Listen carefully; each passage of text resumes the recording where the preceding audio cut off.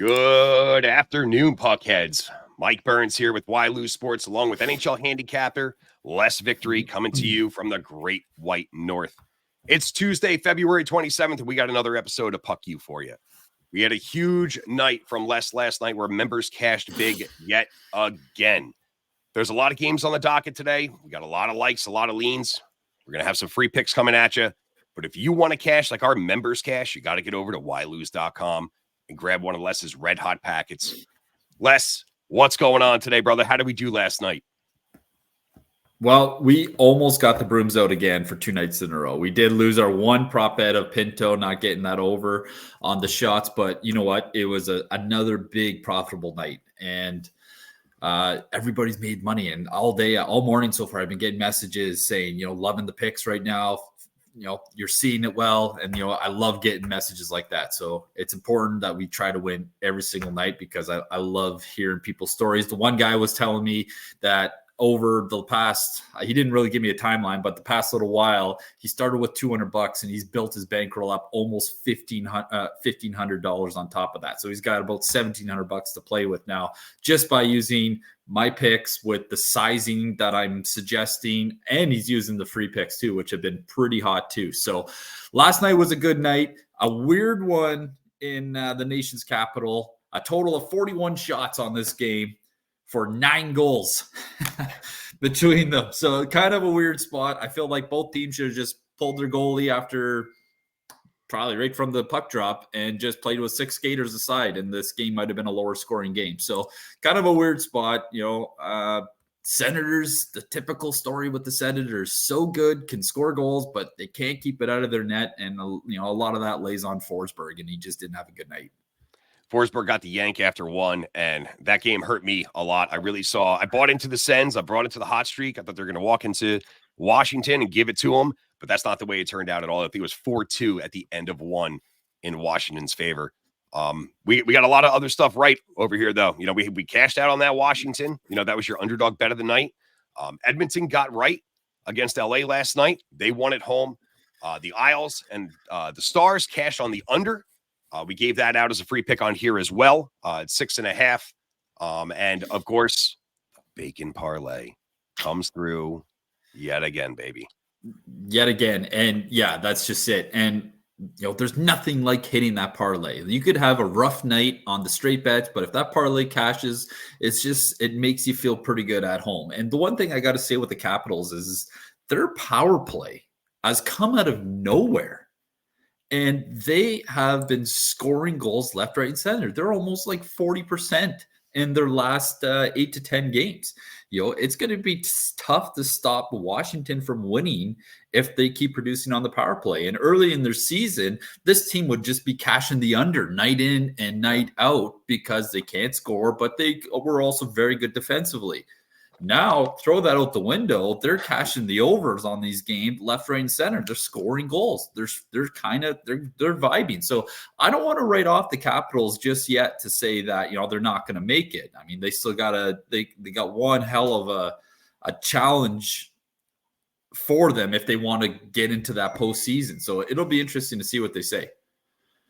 All right, let's get right into tonight. We got Carolina walking into Minnesota. Carolina is the road favorites here at -155. Minnesota at +130. Over under set here, a little low at 5.5. Head to head in the last 10 for these teams. 5 wins, 5 losses for each. The over has actually cashed here 7 out of the last 10 times. The only time that these guys played each other this year was back on January 21st. Minnie was the road dog at +163, winning 5-2. I mean, we've been talking a lot about Minnesota, and I absolutely love their play over the last while here. They've been red hot, man. They're on a tear. They're 7-2-1. They've been plus money, winning big games over the last stretch. I mean, they're plus 486 overall if you're taking them, if you're riding the hot hand in Minnesota. And a lot of that has come down to their road success. They've been really good on the road as of late. At home, though, which they are tonight, a little bit of a different story. They gave up that they should have lost that game against Vancouver. That was a 10-7 football game that we talked about. But They lost the one before that against Buffalo in overtime. They beat Pittsburgh at home, but then they lost to Anaheim again at home. So yeah, they've been really good, and really good in a weird way. How you can be that much better on the road than at home, as of recently anyway. I mean, overall they're better at home, but as of late they've been much better on the road. But Carolina, you gotta wonder what it's like to be in that dressing room, because Carolina is a good hockey team. They're 34-18. They're one of the top in the East. And you got their coach, Roddy, calling them out after the past couple losses where they lost in a shootout and they lost a 1-goal game. Like, what kind of message does that send to your players when you're calling your team out after a couple close game losses, after going on a pretty good win streak where they won 6 out of their last 7? Usually you only see coaches calling them out after 3, 4, 5 game losing streak. And no, Roddy's like, no, fuck that. We need to be better. And I'm calling all you fuckers out right now. Roddy's the type to not let it get to 3, 4 games here. He sees his team not coming in mentally sharp, and that's what he said. He was not happy with their effort. Nobody was bought into the game other than Martin, who really kept them into the game before they lost it in overtime. And he was straight up. He said, we've been quite awful, to be honest. So Carolina's going back to Kachekov between the pipes. I mean, he's 15-10-3 with a 2.36 and a 9.10 save percentage. I mean, he's played well, but Carolina's claim to fame here is their defense. They've been doing a good job, limiting the high danger scoring chances. They've been keeping the play to the outside. I mean, this is a tough look at Minnesota, who's been pretty good at home. Not great. I mean, they're both kind of have the same similar stats as far as home versus road record. I mean, Minnesota, they went through that awful stretch, right? So like these numbers are a little inflated, but they're 14-11-4. Right? Carolina is 15-11-2. I mean, they're both basically 500 teams at home versus on the road. I mean, does Carolina come out and hear what Rod was preaching and put together a solid effort, or do they say, go fuck yourself, dude? No, this is Rod Brendamore's team, and every single one of those guys are buying into that system. Otherwise, they wouldn't be where they are. He's a very no bullshit kind of guy. He speaks his mind. He likes to win. You just look at his intensity on the bench compared to some of these other coaches that, you wonder if they're even at the game with their body language on the bench. Look at Martin St. Louis behind Montreal bench right now, and he's literally leaning on the glass all game like this, like, fuck my life, right? So, yeah, exactly. So you look at Rod Brind'Amour, and the guy just wants to win. And I think a big part of their success is obviously Kachekov. His last 10 games, he's had a 1.7 goals against average, but not just because of Kachekov, the entire defensive mentality that Rod Brind'Amour has put into this team. Say, look, at defense is first, the offense will come. But if we can't control our own zone, we will not win the Stanley Cup. And he's 100% right. He is a Stanley Cup champion. He knows what it takes to win. You look at the last 10 games that Carolina has given up as far as shots go, they have 5 out of the last 10 games where they have given up less than 20 shots, where the goalie has had to make less than 20 saves for those wins. And that is super significant in this league if you want to go deep in the playoffs, to limit your opponent's shots. And whenever you do that, you're almost guaranteeing yourself a really close game or a win, because if they don't shoot, they can't score. If they don't score, you're going to fucking win. And it's pretty simple. And Kachekov is, he's been exceptional with a .930 save percentage over his last 10 starts. So, I'm definitely giving the edge to Carolina here in this spot. Well, Gustafson's between the pipes for Minnesota. I mean, he's 3.23 goals against, .896 percentage. But lifetime, he's only faced Carolina twice, but he's 2-0. 1.49 goals against, .952. He stopped 60 of 63 shots he's faced. I think I'm 100% with you. I think it's a real tough test for Minnesota tonight. I mean, we've been talking a lot about, streaks. When do they come to the end? How long do you ride the hot hand? Minnie's going to be a little banged up tonight. We're not 100% sure if Eriksson Ek, their leading goal scorer, is going to play. He's questionable, as well as Zach Bogosian. Those are some big possible missing key parts for Minnesota here. And you know what? They always say, well, when the big guns are hurt, this gives an opportunity for the other guys to step up. Man, That is the stupidest fucking thing that I hear come from teams. Vegas is saying the same thing. I was listening to the broadcaster from Vegas this morning saying, we got some guys banged up. This is a good opportunity. What do you mean? What do you mean they're going to step up? Like, you don't think they're giving everything they have every night to get to that third line, get to that second line anyway? Sure, now the door is open for them, but they're still going to bring their game no matter what. So I hate that saying, oh, it's a good opportunity to show the coach what you got. What the fuck are you talking about? This is the NHL here. Oh, man, I hate that. I hate that with a passion. It's like, it was just kind of the same story in Carolina with goaltending. You had a couple of the goalies get hurt, and this is a good opportunity for the goal. Yeah, you're right. Now that the guys are hurt, now he's going to go play on his head because he wasn't trying to the night before. Like, it's the stupidest thing. I think it's an over-biased opinion that somebody just wants something to talk about. So I don't buy into that shit. At the end of the day, Carolina's the better team. Minnesota's banged up, and it is what it is. Well, regardless of how you feel about that, certain guys on Minnesota have stepped up. I mean, Kirill the Thrill is on an 8-game point streak. I've really liked the way that Matt Boldy's been playing lately. He's got 14 points in the last 10 games. He's at plus 155 to see the score sheet tonight. I'm going to be all over that. I think Boldy finds the back of the net. And also keep an eye on Sebastian Aho over in Carolina. He's had some big goals lately. The last 5 games, he's got 3 goals. He had the game winner the other night. So there's a couple props out there on this team that we could see going here. All right, let's head across the border. Let's go. We got the Golden Knights walking into Toronto. Golden Knights are coming in as the road dogs at plus 140. Toronto 165. Over under high here set at 6.5. The Knights are walking in to a buzzing Toronto team very banged up. They're not going to have Mark. Yeah. I really like what Sheldon Keefe has done with this team as of late.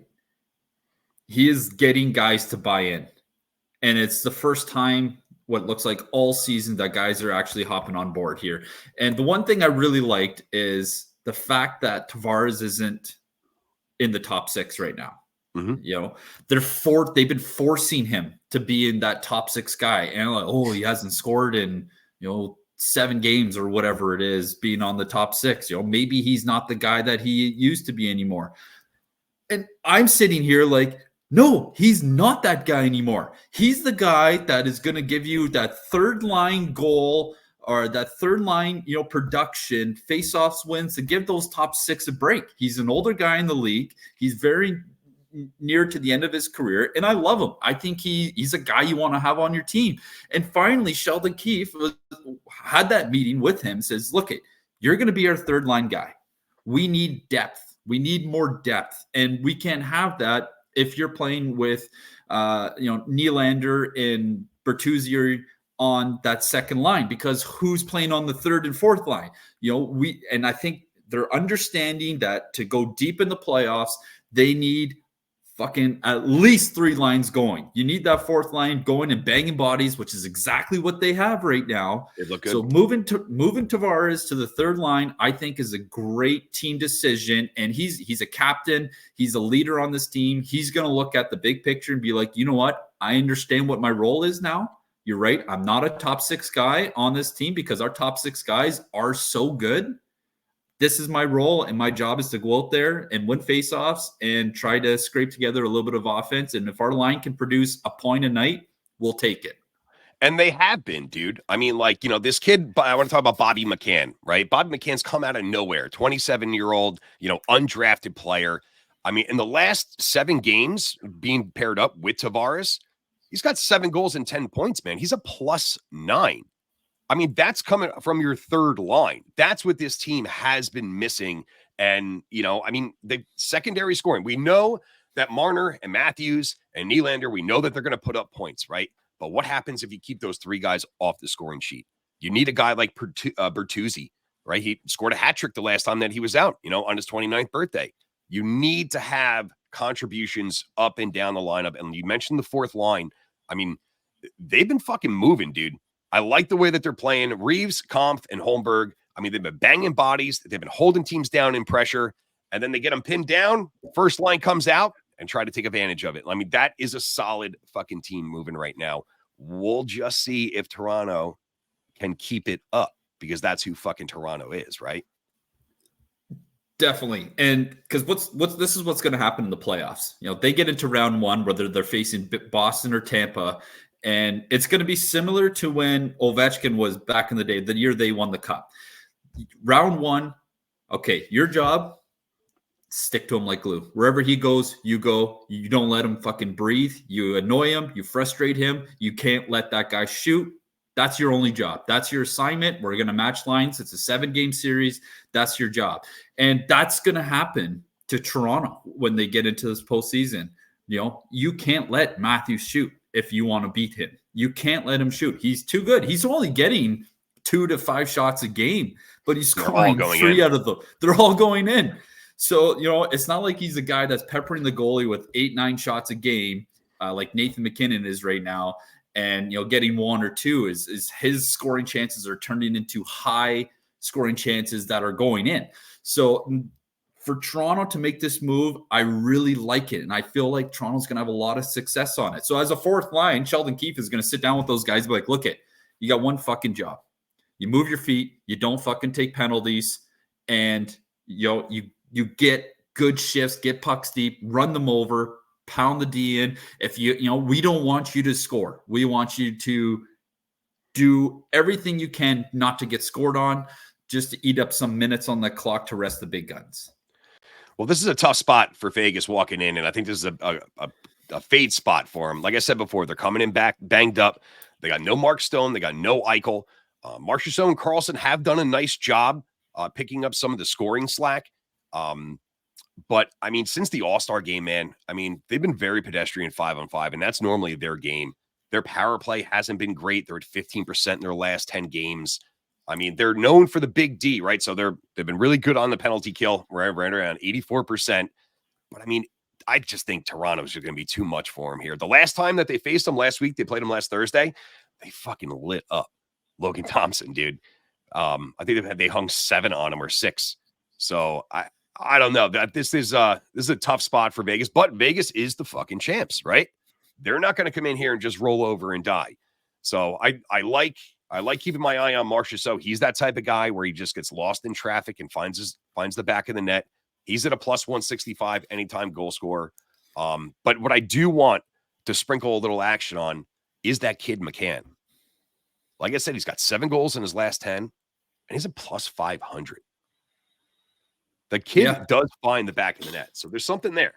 Yeah, and we posted a free bet on this game too in our Telegram. The link's in the bio somewhere or whatever. We can get it to you. But on Bertuzzi, with the move from Tavares out of that top 6, this has brought Bertuzzi into a kind of a different role here. He's now on the first line power play. He just scored a hat trick. So I believe our bet was over shots at 1.5 for Bertuzzi, because if they get on the power play, obviously Vegas is a really good defending team. So they're gonna be paying a lot of attention on the Marner and Matthews threat. So expect Bertuzzi to be open and to kind of keep riding this point streak that he has and that big effort he put in the night before. Now, the other interesting thing with this is Aiden Hill is supposed to start tonight, and as good as he has been over the long stretch, and yes, it's a long season. He got back from injury and immediately posted really good numbers. But his last 4 games haven't been good. He hasn't been good at all. He has been giving up 3 or more goals in the last 4 games, which is very unlikely. He hasn't had a save percentage over 900 since February 8th. Okay? And so with Vegas being as hurt as they are, yes, Marchessault, he's got 30 plus goals this year, and he's had a bang up season again, which we all kind of expected. I mean, the guy's only getting paid $4.5 million. Like, when's that payday coming? Right? I don't know how much time is left on his contract, but he's going to get fucking eaten up by somebody with big money. You gotta give Toronto some respect in this game because of how well they played as of late. And now they got Wool back. As a coaching staff, how do you even manage this? You got Samsonov that, had his little issue at the start of the year. and now is playing a lot better. Jones has done kind of his part by getting some wins as a second stringer, but now you got Wall back, and it's even past possible that Matt Murray's even good to go in another month or so. So you've gone from 0 goalies to potentially 4 decent goalies all in the same season, which is a really weird thing for the Leafs because it hasn't happened before. Well, the Leafs have certainly been riding high, but let's get high and let's travel out to Colorado. We got Dallas coming in on the road. Dallas is plus 110 here. Colorado is the home favorites at minus 135, over under at 6.5. Head to head, Colorado's come out just one more than them, 6-4.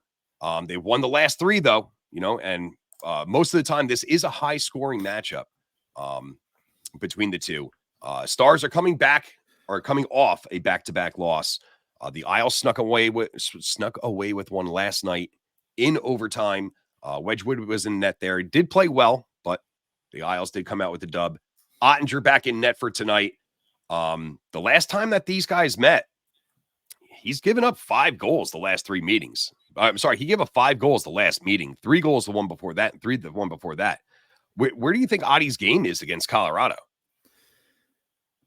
I think both these goalies have struggled against each other as far as the teams go. You look at the last 4 games head to head, 9 goals, 7 goals, 10 goals. What? That's a ton of goals being scored against some of the best teams in the West head to head. You would think like, oh, wow, this is going to be a low scoring game just because of how good both these teams are. No, it's been a fucking shooting gallery out there for both these teams. So, I'm definitely leaning on the over as a free bet just because, the history suggests it. But Colorado definitely has the advantage here. I mean, they haven't even lost in overtime yet this year at home. They haven't lost in a shootout. They haven't lost in overtime. They're 22-6. They're 79% win rate at home. So when you look at this line, Dallas playing last night, Colorado at a $1.35 favorite. How are you not eating tonight? But I mean, as much as these teams have been scoring against each other, I mean, Georgiev has some pretty solid career numbers against Dallas. I mean, he's 5-2, 2.74, and a 9.10. Yeah, no, he has been good. It's just, and I don't know if he played all of those games or if it was the 1B that was playing all those high scoring games. I'd have to go look at it, but it doesn't even matter. Georgiev, he gave up 4 goals against Toronto on 30 shots, which is kind of unlike him. They need him to be better, and he has had moments this season where he kind of looks like Forsberg for the Sens, where it's like, holy fuck, man, you got to make a save. So it's going to be interesting. Well, one line that I do like that I'm going to be taking tonight is, Dallas played last night, went to overtime with the Islanders. They had to travel. Now they're heading into Colorado here. I do think Colorado, but we want to call it the elevation factor. If that's even a fucking factor, who the hell knows? But I do like Colorado getting an early start here. I found Colorado first period puck line minus a half. I think Colorado at plus 140. I think that's an easy play for Colorado here tonight. They definitely come out firing at home in the first period. They've done it all season. They, they're just a really good team at home. The games that they do lose, they're really close games that could have easily gone the other way. So it's going to be interesting to see, what Colorado team shows up tonight. They got pushed around by the Leafs at home the last time. And you look at Nathan McKinnon in that game, he was fucking livid. Like, he was genuinely upset that they lost that game. I mean, the guy hates to lose. He's probably one of the biggest competitors in the NHL. Like, that's how much this guy loves to win. And at home, he just brings his game to the next level. So you want another prop bet? I'd be taking McKinnon for the points all day long at home. He's 21 games in a row with a point at home or something fucking retarded. So, definitely an easy prop bet that I'd be, sprinkling a little fairy dust on and hoping that it hits. All right, let's finish up here. We got LA coming into Calgary. Now, opening up, Vegas had these guys as pretty much a pick 'em. They had LA open up at minus 115, Calgary at minus 105. The line has moved a little bit in Calgary's favor. Now LA is minus 105 and Calgary is minus 115. The over-under is at 6 on the nose here. Now, head-to-head in the last 10, it's been 5-5 against these guys. The over is cashed out 6 out of 10. I mean, this is only the second time these teams have lined up this year, with the LA Kings taking the first game 5-3. So the over came out on that. Little bit of a tough spot for Los Angeles coming into this game, playing last night in Edmonton, and Edmonton had a great performance last night. I think they have their hands full on a tough customer like Calgary on this back-to-back. It's a really weird spot for Calgary because you look at the trade bait list, the top 3 guys on the trade bait list, Calgary, and Calgary. For Markstrom, Hannafin, and Tanev. You know, so at one point, if this team keeps winning, and they've been winning, they're 7-3 in their last 10, and they've beaten some really good hockey clubs. They beat Edmonton, Boston, and Winnipeg consecutively, all underdog wins, right? So everyone's saying the Calgary Flames are sellers because they moved Kuzmenko and Lindholm. Are they buyers now? Like, are they actually chasing down this playoff spot? Because they're in the conversation for it. You know, so it's kind of interesting what they're going to do. This is not the position that their GM thought they would be in, you know, with all those moves here. Now, with the loss last night, it brings LA's real strong road record coming in at 18-8-4. We got Talbot against Markstrom between the pipes. Talbot, all-star in the first half of the season, had a really, really strong first start, but he was the victim in there when LA went on that terrible, terrible losing streak. Riddick has jumped in, played very, very well for him. I think Talbot just needed a little bit of rest. I don't think he's normally, I mean, he's 36, 38 years old. You know, you can't keep going to the guy to the well too many times. So Riddick has given him a lot of rest. You know, like you just said, Markstrom, he's the prize of the trade deadline, man. You know, he's 19-15-2, 2.58 goals against, 914 save percentage. I mean, he's got pretty much the same numbers as Talbot here. Well, do you think LA can keep rolling and shake off the win last night, or shake off the L last night? No, and I don't think they can. And the reason why is head to head, they're not good. As you know, even as they're still somehow, what did I tell you earlier? 11 games over 5. They're 11 games over 500 after losing 17 in a row. What? That makes no sense. The math doesn't fucking work there. But with that being said, is they're not good on back-to-back spots. I think they're like, what did I tell you? 2-6 or 2-5 on back-to-back spots on the season. They don't do that well. And we're talking about a red-hot Calgary Flames team that plays really good at home recently. You know, they beat Boston, they beat Winnipeg at home. You know, they definitely have some inconsistencies in their game, and a lot of this is basing off of Markstrom. You know, when that guy's on, Calgary wins. And when Kadri is going, which he is going right now, I definitely like him anytime point I think it's over 0.5, which is weird because I think he's got, 6 goals in his last 7? He's got 7 points in the last 5 games. Yeah, exactly. So that is a great prop bet to be hammering coming into a tired LA team that just played last night against, you know, a pretty tough Edmonton team. One thing I do like in this game is I do like the under. I think the goalie matchups are good. Talbot definitely has been better since his little break. Markstrom, well, I mean, there's a reason why he's number 1 on the trade bait list. Because of how good he's been. So I could see this being a lower scoring game, but it's going to be tough for LA to come in and steal one on the road here. Well, I like Calgary coming in straight up money line at minus 115. I think this line's going to move a little bit as we get closer to game time. So I'm going to lock that in sooner rather than later. Like you were talking about how hot Calgary's been, and they've been plus money. They've been plus 493 over the last stretch here. So when they're dogs, you jump all over them, and you got a lot of value there.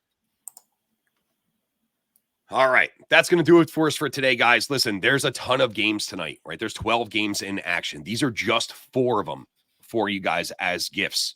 right? Les is getting into the window tonight with a lot of action. And I think you got a little guarantee for everybody tonight, do you, Les?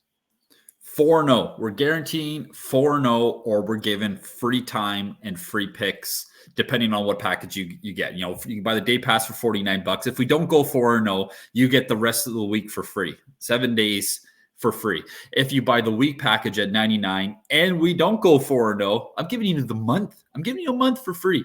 If you buy the month for $2.99 and we don't go 4-0, you get the rest of the season for free. Okay, that's how confident I am tonight. I mean, we have been running hot. I do like a lot of the games on the card. It is a good spot for us. It's good win-win for the clients. The clients love those guarantees because it's like, okay, if he does go 4-0, we made good money. If he doesn't, well, maybe we still made money even if he went 3-1, and now I get extra time for free. So it's an absolute no-brainer for people that are thinking about jumping on the service to get a little taste of it. And we're going to be having that bacon parlay going again tonight. We're going to probably build a bigger one, try to get into some pluser money tonight with that many games on it. There's a lot of value there to get it. So we're going to get it again and, try to stretch that. What do we want? 3 out of the last 4 days plus money parlays. You got to love it. The bacon's been hot, baby, and we're going to keep it rolling tonight. Make sure you guys stay connected with us over here on Telegram, YouTube, TikTok, X, Instagram. All links and descriptions on packages are below. Make sure you get over to whylose.com, your go-to source for sports handicapping. For Les Victory, this is Mike Burns. We're going to be back over here tomorrow for you guys. Best of luck tonight. Let's make some pucking money, baby.